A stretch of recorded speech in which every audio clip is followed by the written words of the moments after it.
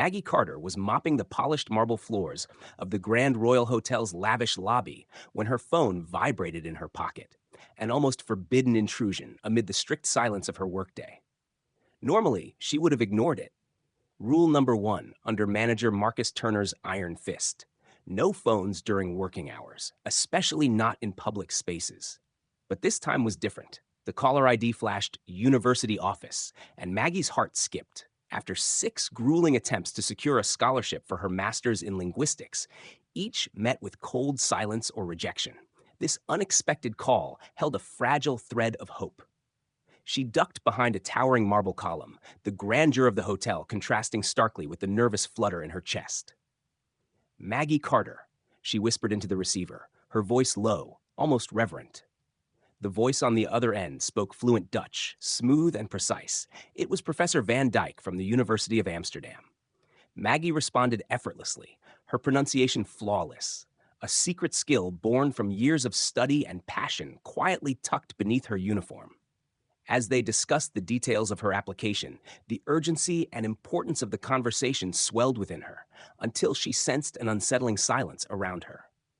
Peeking out, Maggie's eyes locked onto the cold, piercing gaze of David Harrison, the billionaire owner of the hotel empire, standing mere feet away with Marcus Turner at his side, both staring at her with shock and disapproval. Her pulse quickened, cheeks flushed. Hastily, she ended the call in crisp Dutch.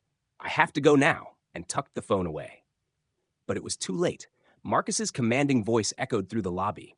"Carter, my office, now." As she walked to the basement office, the silent stares of colleagues met her like blades, some pitying, others smirking with satisfaction. At 29, Maggie was the only black woman in housekeeping with a college degree, a fact Marcus conveniently chose to ignore.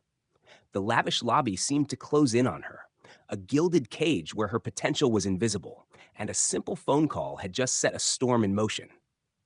Marcus Turner's office was a cramped, dimly lit space buried in the hotel's basement, a stark contrast to the glittering lobby just above. Maggie Carter stepped inside, the door clicking shut behind her like the closing of a trap. Marcus wasted no time. His eyes, sharp and cold, locked onto hers as he slammed a folder onto the worn-out desk. "You know the rules, Carter. No phones during working hours, especially not out here where guests can see." His tone was less about concern and more about control, a reminder that her place was firmly beneath the polished floors she cleaned. Maggie swallowed the lump rising in her throat, trying to steady her breathing as she replied quietly. "I was on an important call. It was in Dutch from the university." Marcus sneered. "Dutch, French, Martian, doesn't matter. What matters is that David Harrison saw you, a cleaning lady, ignoring your duties in the lobby." The mention of the billionaire owner's name sent a fresh wave of panic through her. She knew the weight those words carried. Around her, the echoes of footsteps and muffled voices seeped through the walls, reminders of the world she wasn't truly part of. "The receptionists take personal calls all the time," Maggie said, voice barely above a whisper, "but it's me who gets punished." Marcus's lips curled into a disdainful smile. "This isn't about fairness. It's about the image we project. And frankly, I'm assigning you to the convention center bathrooms for the next 3 months. Maybe there, you can practice your languages all you want, away from the public eye." Maggie's heart sank deeper than the shadows in that basement office.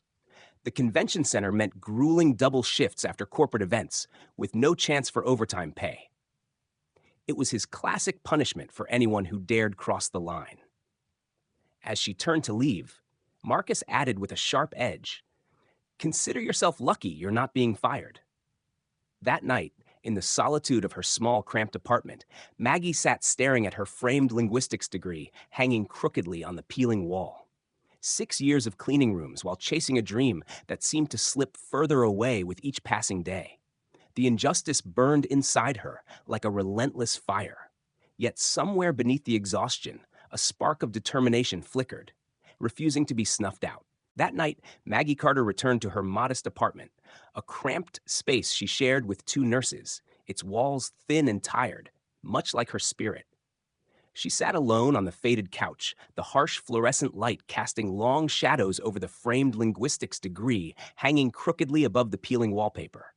6 relentless years of scrubbing floors and cleaning hotel rooms had etched lines of fatigue across her face, yet her mind buzzed with unyielding resolve. Her fingers traced the embossed letters on the diploma, a silent reminder of the journey she had embarked on. A path paved with late-night studying, countless applications sent into the void, and relentless rejection masked as bureaucracy. The world outside seemed indifferent to the talents she carried, a hidden treasure buried beneath her cleaning uniform. The cold truth settled heavily. Despite her education and fluency in 6 languages, she was invisible to those who made hiring decisions. Tears welled up but remained unspilled, for Maggie had learned to hide her pain behind quiet strength. Instead, she whispered promises to herself, a vow that this chapter of invisibility would end. The apartment echoed with the faint hum of distant sirens and the muffled voices of neighbors, a symphony of life moving forward, while she felt stuck in limbo. Yet within that stillness, a seed of hope took root. She recalled the unexpected call earlier that day, the voice from the University of Amsterdam, and the fleeting chance it represented. Tomorrow would demand professionalism, resilience, and perhaps a hint of defiance. Maggie knew she could no longer afford to be invisible. The fire within her was reigniting, fueled by the bitterness of injustice and the clarity of purpose. As she lay down to rest, the shadows on the wall seemed less oppressive, and somewhere deep inside, a quiet but fierce determination whispered, "This is not the end." The next morning, Maggie Carter arrived at the Grand Royal Hotel earlier than usual, her footsteps echoing softly through the marble-clad corridors. Determined to prove her professionalism, despite the lingering sting of yesterday's punishment, she moved with quiet purpose, her cleaning cart gliding along the polished floors. Then, the unexpected happened. The front desk phone rang sharply, breaking the usual hum of hotel activity. "Maggie Carter, Human Resources needs to see you immediately," Jennifer, the head receptionist, called out. A flutter of nerves swept through Maggie as she made her way to the HR department on the hotel's top floor, a place she rarely ventured, territory reserved for executives and high-level staff. Surrounded by sharply dressed professionals discussing mergers and million-dollar deals, Maggie felt invisible once again, blending into the background like a ghost. As she entered the sleek office, Linda Adams, the HR director, greeted her with a calm yet serious demeanor. Maggie sat stiffly, bracing for the worst. The silence stretched until a firm voice cut through the air. "Mr. Harrison would like to see you now." The door to the owner's expansive office swung open, revealing David Harrison, a man renowned in the business world for turning failing hotels into luxurious successes. His gaze was direct, assessing every detail. "Dutch, French, Italian Mandarin, correct?" he asked, consulting a folder thick with documents. Maggie blinked, surprised by his knowledge. "Yes, sir," she replied quietly. "How did you come across your resume?" she asked, curiosity flickering in her eyes. "HR sent it over as soon as I heard about your call yesterday," Harrison said, folding the folder closed. "Honors degree in linguistics from Georgetown, fluent in 6 languages, including 2 Asian tongues. And yet, you've been cleaning rooms here for 6 years?" Maggie nodded, feeling the weight of those years press down on her. Unbeknownst to her, this moment was no coincidence. Behind that brief phone call in Dutch lay a story far larger, a chance to dismantle a system that had hidden exceptional talent behind cleaning carts and dusters for far too long. 6 months earlier, David Harrison had sensed something was wrong within the walls of the Grand Royal Hotel. The high turnover of talented non-white employees, the inexplicable gaps between skill and position, and whispered rumors of bias gnawed at his conscience. That was why he had discreetly hired a consulting firm to dig deeper, uncovering a disturbing pattern of discrimination and nepotism among the hotel's leadership. Now, looking directly at Maggie Carter, he was determined to right those wrongs. "Tomorrow," he said, voice steady and commanding, "a major trade conference will bring in Dutch and Chinese business executives. I need someone fluent in both languages, someone who understands not just words but culture, someone like you." Maggie blinked, disbelief mingling with cautious hope. "And you want me to clean their rooms?" she asked, biting back the sarcasm she felt rising. Harrison smiled, a flicker of warmth breaking through his usual stern demeanor. "No. I want you to be our international relations coordinator for the event, starting immediately. The salary? $5,000 a week. Maggie's breath caught. That was more than 3 months of her current pay.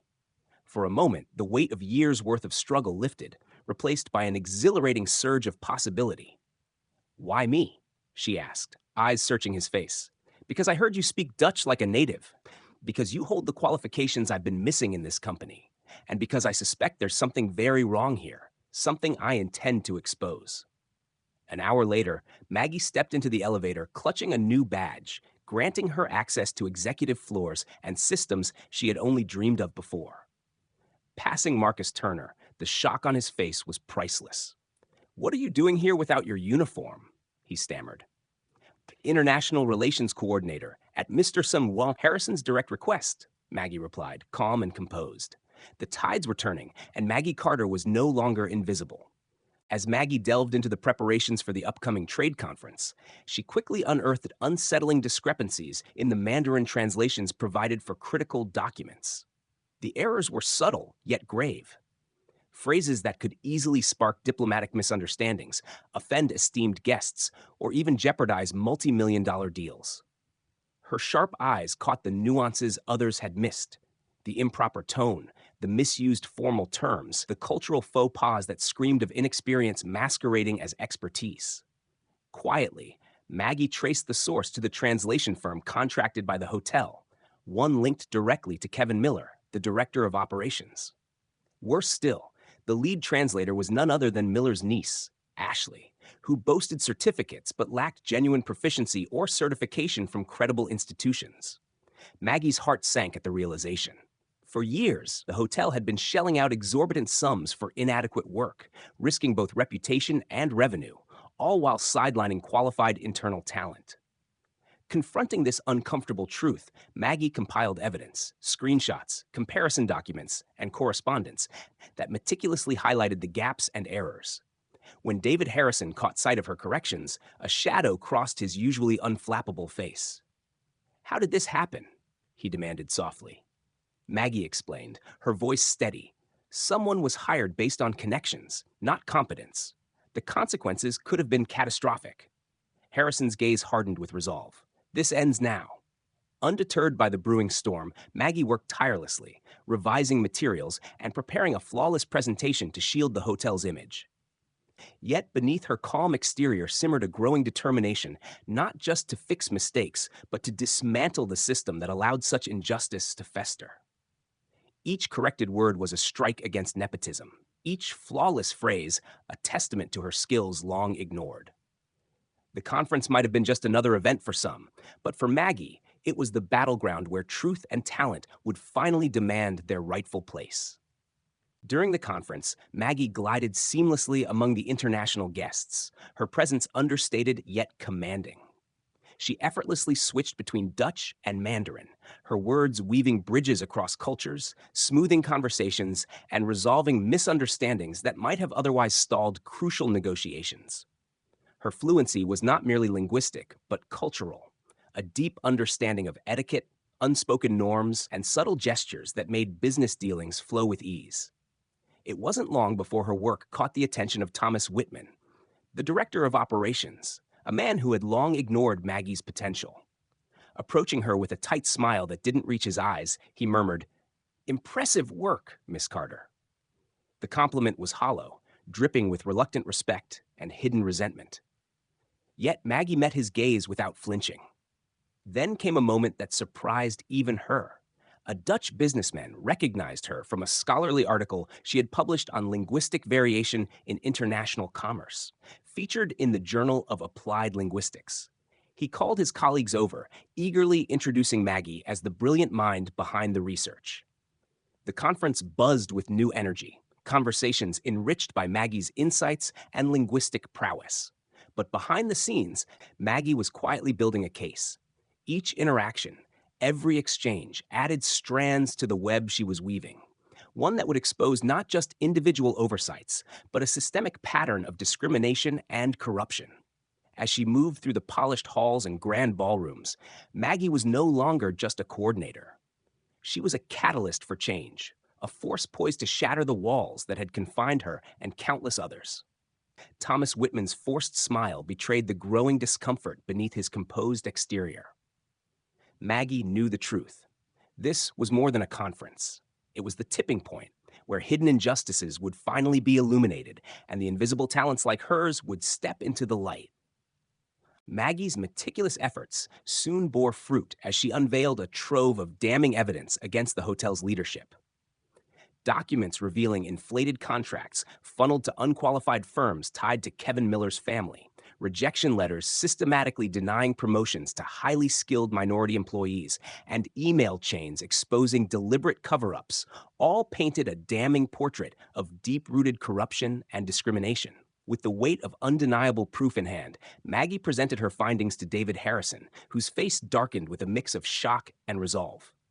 The boardroom, usually a sanctuary for polished facades and corporate diplomacy, now echoed with the gravity of the revelations.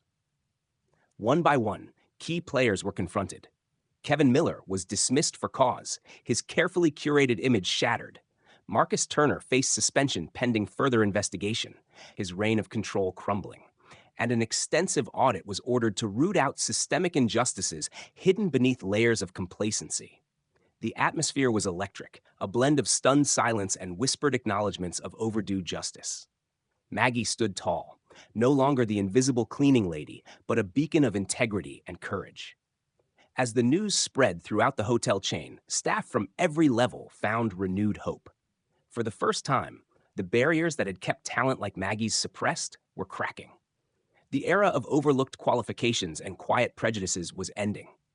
In that moment, Maggie's victory was not merely personal. It was a triumph for every employee who had ever been dismissed, ignored, or marginalized. The hotel was changing, not just in its policies, but in its very soul, driven by the relentless spirit of a woman who refused to be unseen. And as the boardroom lights dimmed, a new chapter was beginning, one where fairness, opportunity, and recognition would no longer be privileges but rights. In the months that followed the upheaval, Maggie's vision for a more equitable Grand Royal Hotel began to take root and flourish.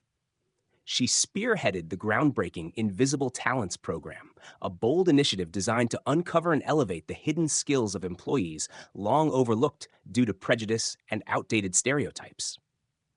Within just 6 months, the program identified 147 employees with exceptional talents in languages, finance, management, and technology, a staggering 83% of whom belonged to Black, Latino, or other minority groups. The results were undeniable.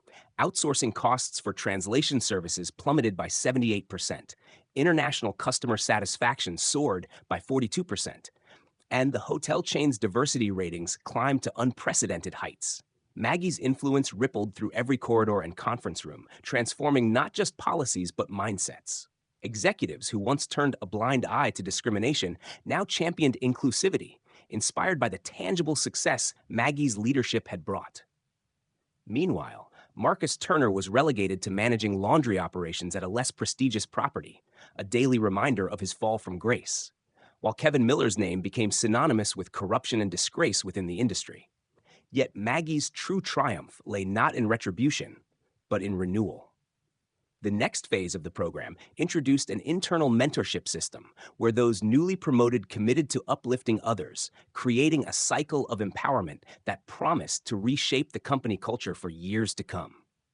Her story resonated beyond the hotel walls, sparking conversations across the American hospitality industry about fairness, opportunity, and the untapped potential lying dormant within countless employees. The once invisible talents were now a driving force, proving that diversity was not just a moral imperative, but a business advantage. Maggie Carter, once relegated to the shadows, had become a beacon of change, a living testament to what happens when doors are flung open and true talent is finally given its stage. 6 months after that pivotal day, when Maggie Carter answered a call in Dutch in the Grand Royal Hotel's lobby, her life had transformed beyond recognition. No longer a mere cleaning staffer, she now occupied a sleek corner office on the 32nd floor, overlooking the bustling Manhattan skyline. A discreet plaque on the polished oak door read, "Dr. Maggie Carter, Vice President of Diversity and International Relations." Her salary had soared into 5 figures monthly, a testament not just to financial reward, but to hard-won respect and authority. But Maggie knew her true power lay not in titles or paychecks, but in the change she was driving. Gathering her team for a critical conference call, she announced the final presentation of the Invisible Talents Program, a personal initiative born from years of struggle and resilience. Across the screen, regional managers and executives from across the hotel chain tuned in, their faces reflecting hope and anticipation. In just 6 months, we have identified 147 employees with untapped skills, 83% from minority backgrounds, she shared. Our financial savings are substantial, and our international client satisfaction is soaring. As applause erupted in offices from coast to coast, Maggie's thoughts drifted to those who had doubted her, like Marcus Turner, now demoted and managing a laundromat in a less glamorous hotel, and Kevin Miller, disgraced and barred from the industry. Yet Maggie's sweetest victory was not watching them fall. It was witnessing hundreds of talented individuals finally rise. That evening, an envelope arrived on her desk, a postcard from Amsterdam, and an invitation to become a visiting professor in applied linguistics. She smiled, reflecting on the irony. It was Marcus's harsh punishment that had propelled her forward. The next day, Maggie launched a scholarship fund for hotel employees and their children, honoring the legacy of her mother, who had sacrificed everything for Maggie's education, yet never saw doors open for people like them. Standing before a live broadcast to thousands, Maggie's voice held steady as she shared, "No matter how invisible you feel, your worth is not defined by others. True greatness is about opening doors, so no one is left behind." From a single call in Dutch to reshaping an entire industry, Maggie Carter's journey was a powerful reminder. Talent is everywhere. It just needs the chance to shine.